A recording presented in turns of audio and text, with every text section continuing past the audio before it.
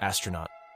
My name is Ivan Leonov, and at the age of 31 I was forced to land in the middle of a snowy taiga as part of the Russian space operation Vostok.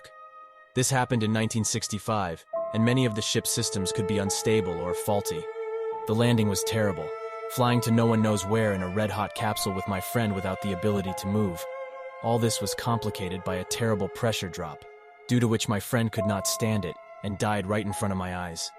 If you only knew what I went through when his eyes swelled and burst, and I could only watch it, unable to help. But I survived. By some miracle I managed to survive in this hell.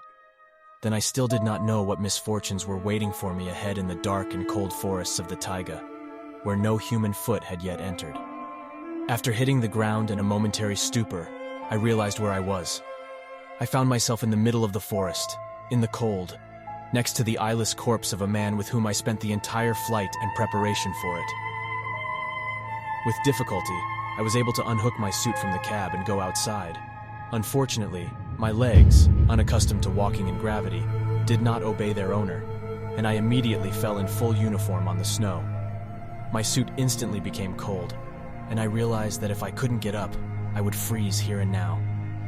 Leaning on the protrusions of the ship, I immediately returned to the cockpit in order to establish communication with the command post. But the radio was damaged.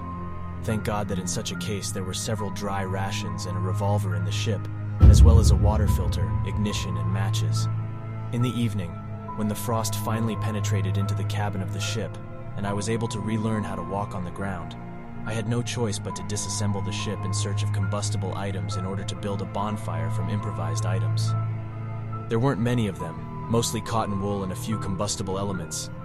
I had to gather firewood, breaking tree branches, when suddenly, an imagination game happened to me, caused by being alone in an unknown place. In the semi-darkness of the evening, it seemed to me that a strange shadow was watching me, located at the edge of my vision, and disappearing as soon as I tried to look at it. I convinced myself that this was just a hallucination caused by brain play, but knowing that there were real dangers in the forest, like wolves, I kept the gun close to me. It got dark. I lit a fire and dragged the corpse outside, after wrapping it with a cloth from the chairs that I devoured in an attempt to find something to undress the fire.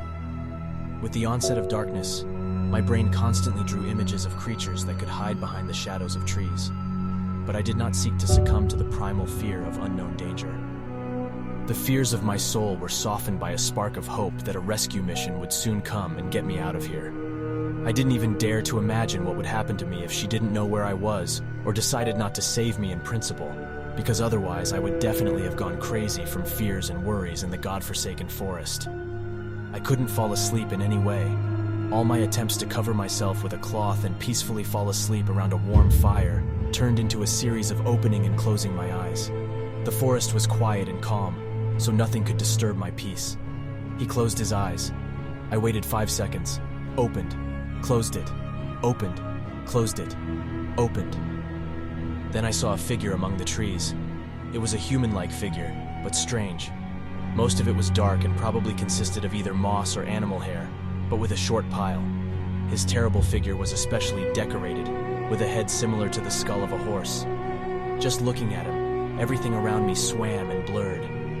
The thought immediately came to mind about Lesh, the spirit of the forest which the Slavs glorified. His curious gaze mesmerized and caused the world to distort. He looked at me curiously and slowly approached. I instantly jumped up and tried, without looking at him, to fire a revolver.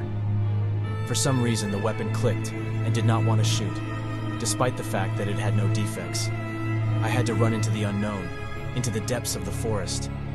Out of the corner of my eye, I noticed that the wrapped corpse of my comrade began to move. But it didn't matter, because the goblin was approaching faster and faster, realizing that he was not in danger.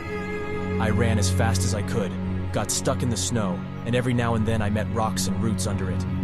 Suddenly, I heard the sound of an approaching helicopter. Having spent the last of my strength, I ran away from the monster and began to shoot up frantically, thereby showing where I am. Surprisingly, it worked, and the cable was lowered between the branches of the spruce. I got attached and they lifted me up. The monster disappeared somewhere, and I, from fatigue and worries, lost consciousness. When I woke up, I soon decided to tell about my adventures, but to my great horror, it turned out that I was found near the campfire in an embrace with a corpse on the morning after that ill-fated night.